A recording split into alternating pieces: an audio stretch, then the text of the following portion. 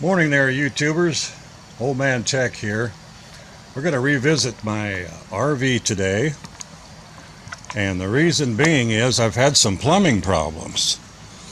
I'm scheduled to go to the campsite here tomorrow, so I had Amazon rush me a new water pump because I wasn't getting any water pressure. Turn on the pump and it sounded like it was working, but nothing was coming out of the faucet here. Just a little dribble. Oh, wow, the pump must have went out. So, of course, I ordered another pump. Fast as I could, got it in. Same problem. Well, what happened? There's the pump.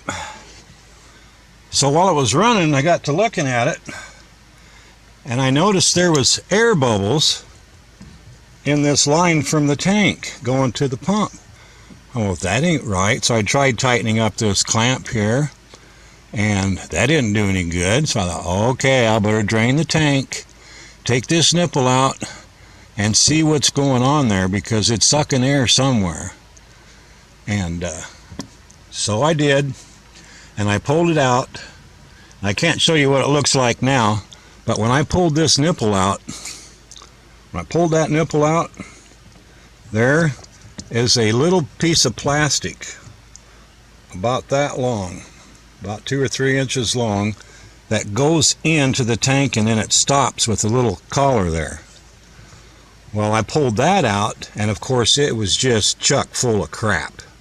So okay, that's what was happening. It wasn't drawing any water out of the tank, so anywhere it could get air, which this nipple wasn't sealed properly, so it's probably sucking air in through here, and then of course going into the pump, causing the pump to cavitate and not really pump anything. So got that all put back together, put some new thread sealant on there, started the pump, and by golly,